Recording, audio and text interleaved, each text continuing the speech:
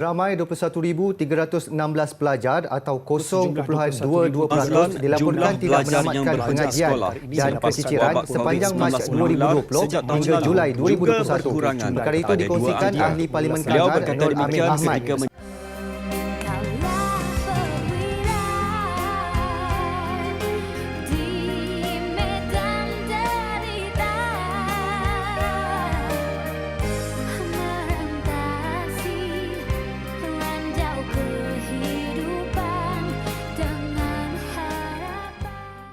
Kehadiran setiap insan di muka bumi ini telah diatur indah takdirnya oleh Pencipta. Setiap kali diuji, sikap penyabar dan tabah sebati dan seiring dengan manusia. Walaupun diduga, tetap bersemangat mengharungi dugaan. Minggu ini bersamamu mendekati kehidupan sebuah keluarga di kampung Ulu Kelang, Selangor, Malaysia. Pandemik COVID-19 sememangnya telah memberi impak yang besar kepada masyarakat. Lebih-lebih lagi kepada keluarga yang berpendapatan rendah dan serba kekurangan. Adik Fazira dan adik Iman bersama ibunya yang merupakan ibu tunggal yang baru kehilangan suaminya. Salah satu daripada keluarga yang terkesan akibat pandemik COVID ini. Dan ibu tunggal yang baru je kehilangan suami saya 2 tahun lepas. Suami saya kemalangan jalan raya. Dan sekarang ni saya terpaksa membesarkan anak saya 2 orang perempuan, seorang tiri. Saya hanya mampu untuk berniaga kecil-kecilan untuk membesarkan anak-anak saya. Jadi hanya secara tak langsung menyebabkan saya terpaksa memilih sama ada untuk menyekolahkan anak saya yang sulung ataupun yang bongsu. Jadi Puan berniagalah untuk menyara anak-anak Puan. Okey, boleh saya tanya sedikit? Apa yang menyebabkan Puan membuat keputusan yang drastik untuk memberhentikan sekolah anak Puan? Saya tahu pendidikan penting. Tapi untung yang saya dapat untuk berniaga tu, saya hanya jual kecil-kecilan saja. Untung yang kita orang dapat hanya cukup untuk kami makan, tak cukup untuk perbelanjaan sekolah. Kita pun tahu perbelanjaan sekolah sekarang kan mahal, gaji sekolah lagi, yuran lagi. Jadi saya terpaksa mengorbankan pendidikan anak sulung saya untuk bagi peluang untuk yang anak bongsu tu, peluang untuk dia belajar. Saya terpaksa menghentikan anak saya yang pertama tu untuk bantu saya cari duit. Saya tak sihat, saya ada penyakit. Jadi saya rasa bersalah, tapi saya tak mampu nak membesarkan kedua-duanya untuk beri peluang pendidikan yang sama. Tambah pula musim-musim COVID ni kan, kita banyak guna pembelajaran diorang kan, banyak guna gadget-gadget, phone.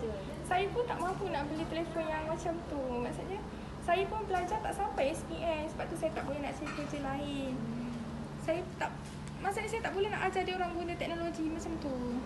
Jadi saya hanya harapkan kakaknya lah, Fazira, untuk bantu adik dia. Jadi dia pun terpaksa berkorban. Saya sangat rasa bersalah dengan Fazira. Tapi saya tak, jadi saya cakap memang saya tak mampu nak bagi pendidikan yang baik untuk dia. Saya perlu berkorban salah seorang.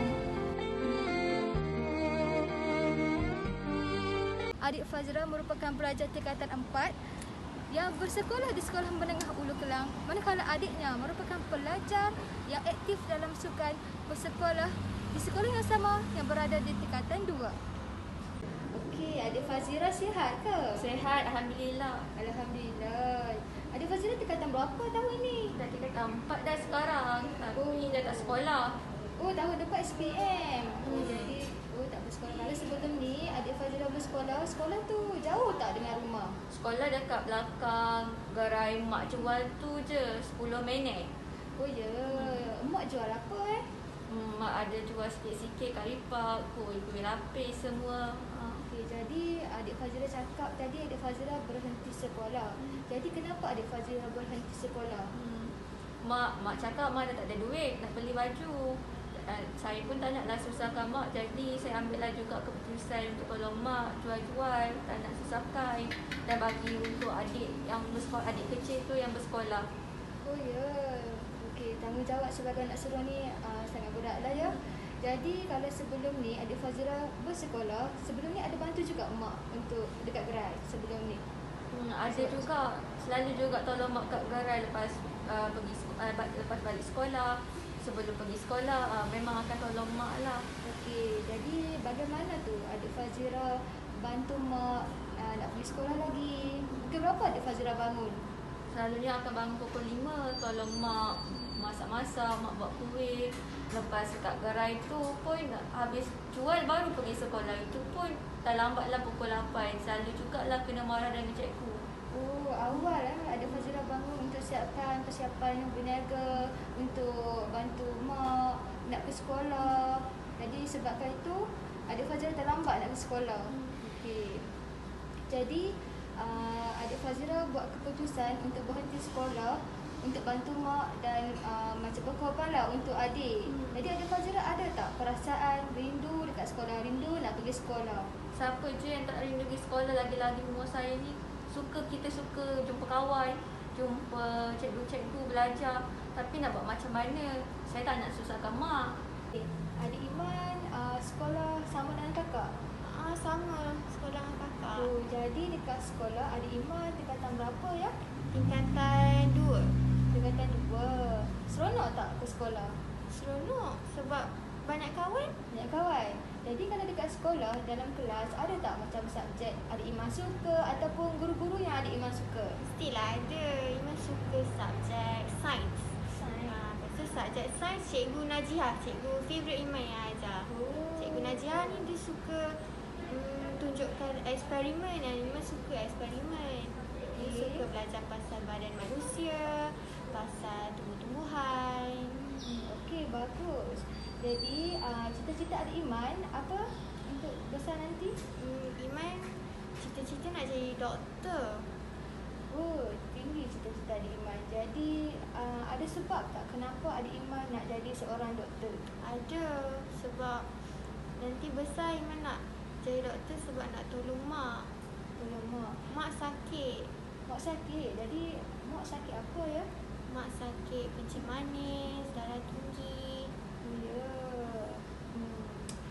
Kalau macam tu mak kan berniaga kan? Adik kakak pula tolong mak berniaga. Jadi adik Iman ada tak macam tolong mak berniaga juga? Kadang-kadang ada. Lepas habis sekolah, Adik Iman tolong mak. tolong mak lah jual kuih. Okey. Berat mata memandang, berat lagi bahu yang memikul.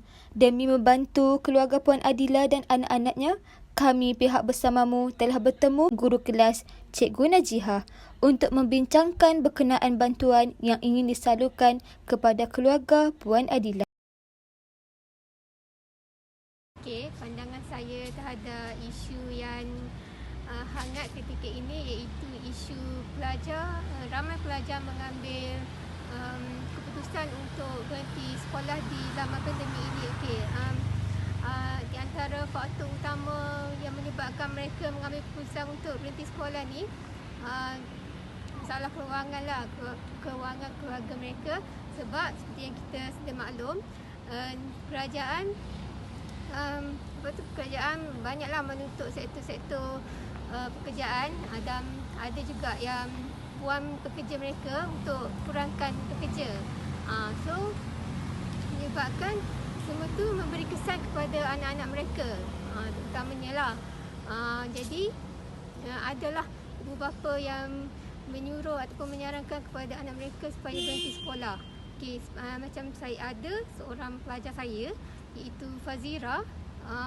Fazira telah mengambil keputusan untuk berhenti sekolah. Okey, sepatutnya semua ni tak patut berlaku lah kan. Okey, sebenarnya ceritakan sikit ya mengenai Fazira. Okey, keluarga Fazira ni adalah keluarga yang susah kerana pada 2 tahun lepas Fazira telah kematian ayahnya disebabkan kemalangan jalan raya. Jadi mak dia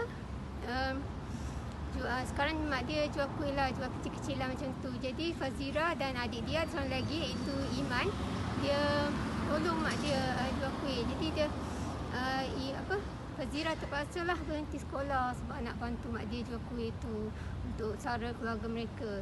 Jadi benda ni tak sepatutnya berlaku lah sebab bagi saya Fazira ni seorang pelajar yang cemerlang. Lebih lagi sekarang dia tingkatan 4. Tahun depan dah nak ambil SPM. So kebanyakan sekarang kalau kita nak kerja, at least kita kena ada sijil SPM kan. Kalau kita tak ada SPM, macam mana nak kerja? Jadi sebolehnya pihak sekolah, terutamanya APG lah kan, ataupun guru-guru, sepatutnya sokonglah Fazira ni untuk dia meneruskan lagi persekolahan dia. Itu tingkatan 4 dan juga tingkatan 5 lah sekurang-kurangnya. Sebab tanpa masa depan, tanpa pelajaran ni sebab pelajaran ni penting lah untuk bantu kewangan keluarga. Fazira ni tak ada telefon bimbit lah seperti yang saya tahu, sebab dia adalah datanya beritahu saya yang dia tak ada duit nak beli phone. Sebab sekarang kita kan belajar online, banyak nak guna phone, lepas tu nak beli internet lagi. Jadi saya sarankan pihak sekolah ni bantu Fazira, contohnya belikan dia phone baru, phone yang dia boleh guna untuk belajar online ni.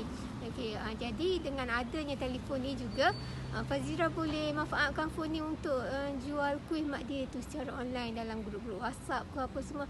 Jadi bila dari situ dia boleh COD lah kuih tu. Tak perlu dia pergi tolong mak dia sampai terpaksa berhenti sekolah kan. Dan selain pada tu juga Fazira juga boleh jadi dropship, jual barang jadi dropship lah, ataupun jual lah, contohnya sekarang kan kita zaman Covid, Fazira boleh jual face mask ke contohnya. Setiap usaha dan doa pasti ada hasilnya. Harapan bersamamu semoga keluarga kecil ini terus tabah menghadapi dugaan dan gigih menjadikan harapan untuk ke sekolah menjadi kenyataan. Bagi yang ingin menghulurkan bantuan buat keluarga Puan Adila, boleh terus ke nombor akaun yang tertera di kaca televisyen anda. Teruskan menonton bersamamu, hulurkan tangan, ringankan beban.